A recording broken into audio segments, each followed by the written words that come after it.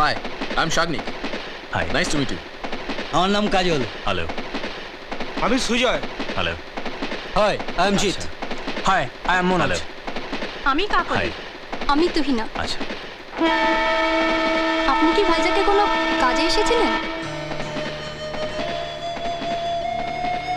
না। কোনো রিলেটিভের সঙ্গে দেখা করতে এসেছিলেন? তাহলে আপনার নিশ্চয়ই কোনো ব্যবসা আছে, সেই কাজে এসেছিলেন তাই না? স্ট্রেঞ্জ, তাহলে কিছু তো একটা কাজে এসেছিলেন। না। তাহলে আপনি কোথা থেকে ফিরছেন?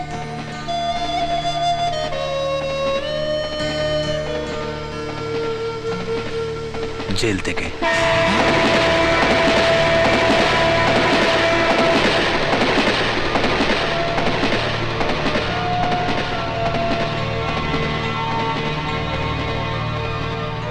পাঁচ বছর পর জেল খেটে বাড়ি ফিরছি।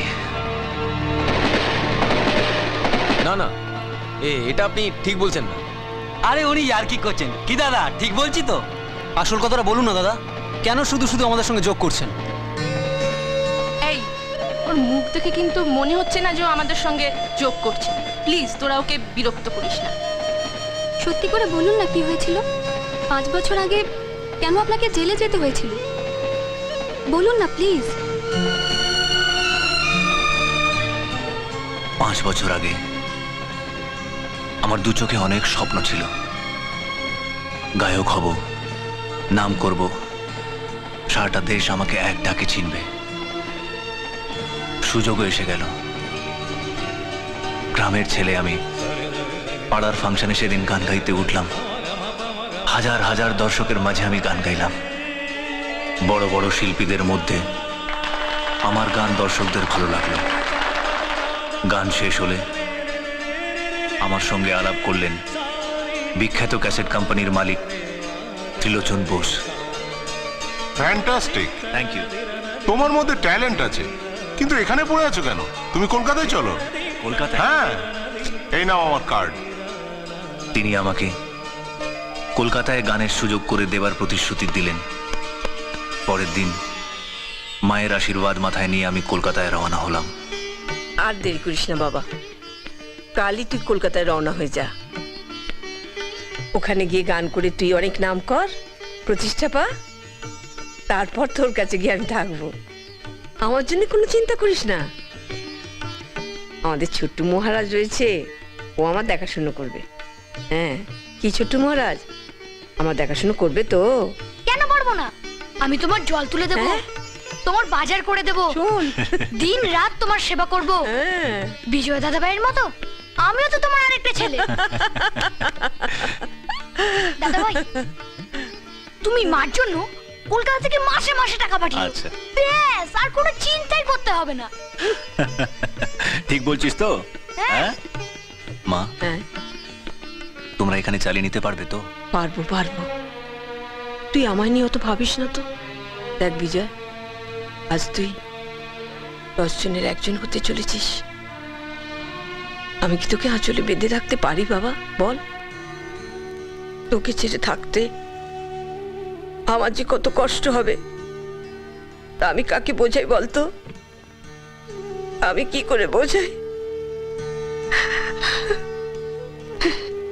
কিন্তু তুই যখন নিজের পায়ে দাঁড়াবি, সুখের মুখ দেখবি, তখন তখন আমার কত আনন্দ হবে বলতো?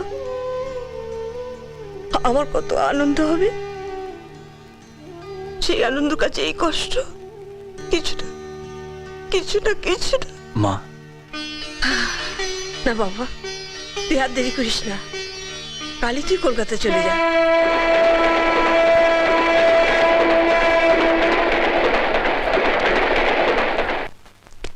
দাদা, এটা কি ত্রিলোচন বোসের বাড়ি? হ্যাঁ, কেন বলুন তো? না, মানে উনি আমাকে ডেকেছিলেন, তাই দেখা করতে এসেছি। আচ্ছা, আপনি কোত্থেকে আসছেন? আমি বর্ধমানের নন্দনপুর থেকে আজ সকালে ট্রেন ধরেই এসেছি। আপনি একটু ওনাকে তাহলে আর আপনি জানবেন কি করে? ত্রিলোচন বাবু তো আজ সকালেই মারা গেছেন। মারা গেছেন? কি বলছেন আপনি? হ্যাঁ, ভোর রাত্রে হঠাৎ স্ট্রোক হলো। ডাক্তার ডাকতে ডাকতেই সব শেষ। ফ্যান্টাস্টিক। Thank you. তোমার মধ্যে ট্যালেন্ট আছে, কিন্তু এখানে পড়ে আছো কেন? তুমি কলকাতায় চলো। কলকাতায়? হ্যাঁ, এই নাও আমার কার্ড।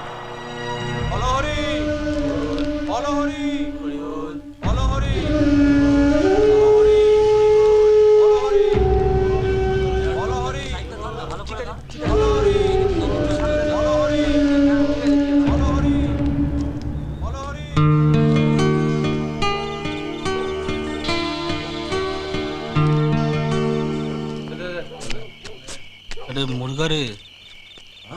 হ্যাঁ।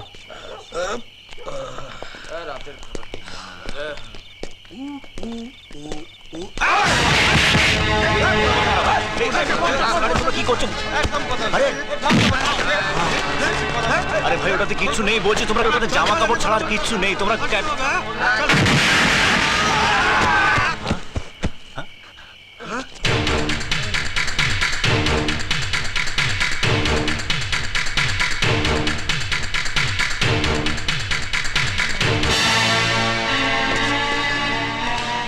কি দেখছিস কি? আগর দেখছিস কি? মাকড়া না তোলো কর, চাকু টাকু কিছু বিয়ে কর।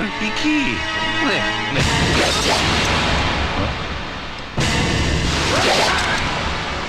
হুম?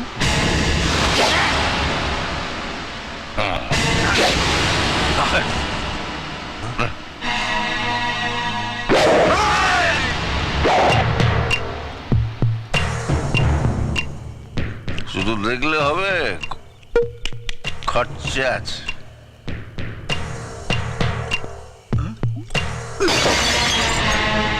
কি হলো? আমি যাতে মাতাল টালে ঠিক, এখন তোরাই ঠিক করে নে কে প্রথম মায়ের ভোগে যাবে।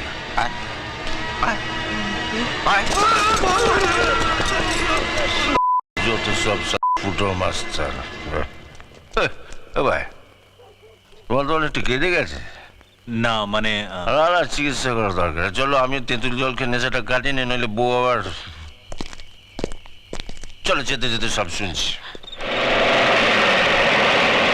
আরে মদন লালু কোথায়? কিরে সব ঘুমিয়ে পড়লি নাকি রে? হ্যাঁ না না ঘুমাইনি। এদিকে এদিকে এদিকে এদিকে। কি ব্যাপার কেষ্টদা হ্যাঁ? এত রাত্রে? আরে যত হুজ্জতে রাত্রিই হয়। দাঁড়া দাঁড়া আলাপ করে দি। এর নাম বিজয় রায়, বর্ধমান থেকে আসছে।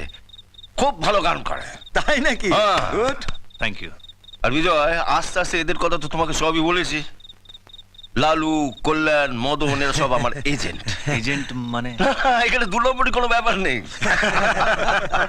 এরা ওরিয়েন্টাল ইন্স্যুরেন্স কোম্পানির এজেন্ট, আমি হলাম এদের ডেভেলপমেন্ট অফিসার। ও পলিসি করে কমিশন পায়, যত বেশি পলিসি করবে তত বেশি কমিশন পাবে। আরে তুমি একটা এজেন্সি নিয়ে নাও, আমি কালই তোমার ব্যবস্থা করে দেবো। আর তুমি থাকবে হলো এই মেসে। কিরে তোদের আবার কোনো আপত্তি টাপত্তি নেই তো? না না, আপত্তি কি আছে? হ্যাঁ, কি যে বলো না। আর হ্যাঁ, গায়ক হওয়ার স্বপ্নটা তুমি ছাড়বে না। যদি ইচ্ছে শক্তি জোর থাকে তাহলে একদিন মস্ত বড় গায়ক হবে। আর ওটি যদি না থাকে গোল্লায় যাবে। কিছু বুঝলে?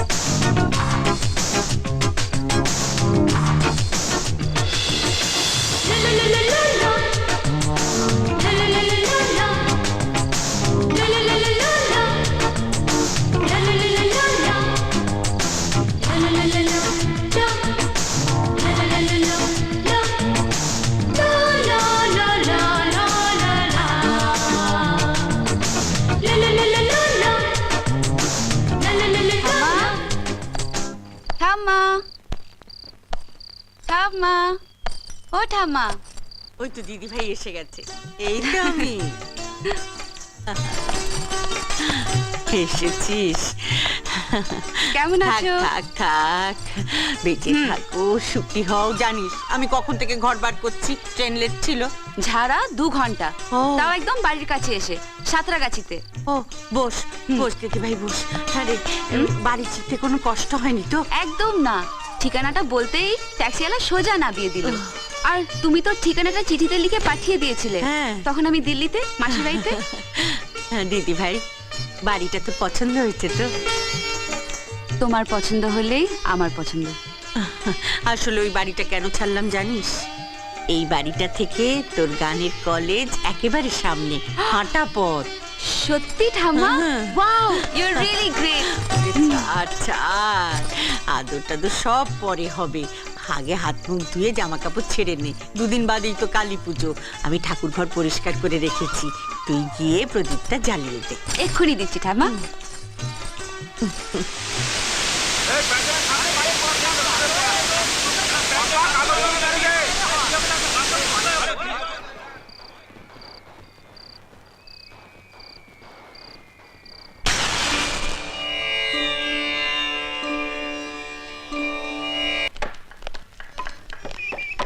Good morning madam.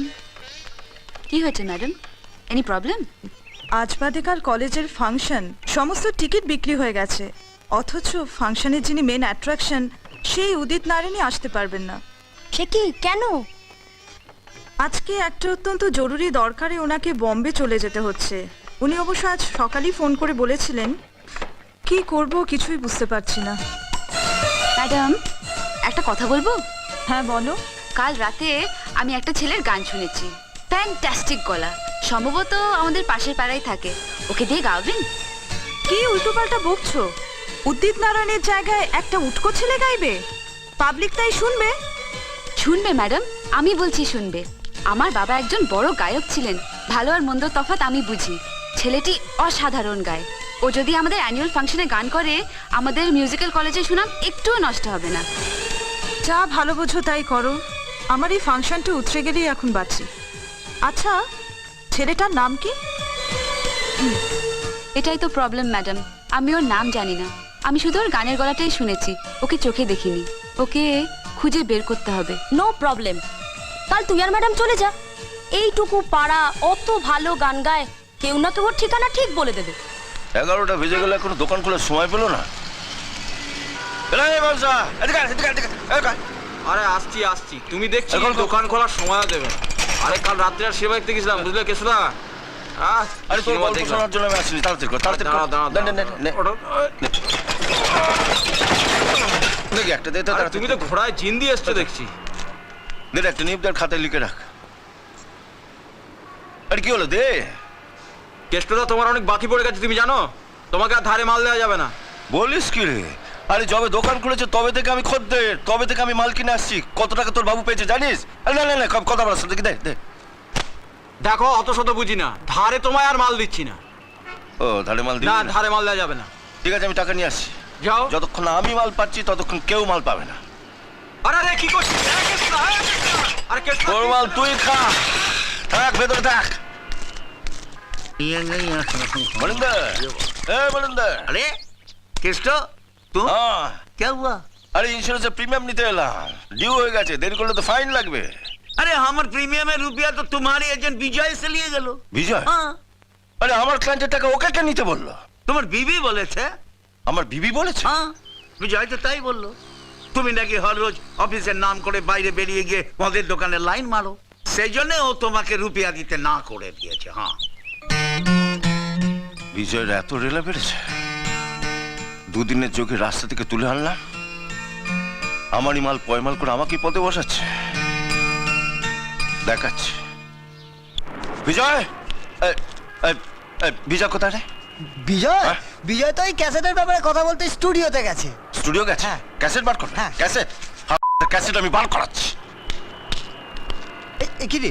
হ্যাঁ রে, কেষ্টদা হঠাৎ বিজয়ের ওপর খোঁচে গেল কেন বলতো? আমার কি মনে হয় জানো, কি? সকাল থেকে তো পেটে মাল পড়েনি, তাই বোধহয় মেজাজটা বিগড়ে আছে। ক্যাসেট বার করবে, দিনটাই মাটি করে দিলাম আমার। নমস্কার কেষ্টদা। দেখতে পাচ্ছ? Sorry sorry, excuse me.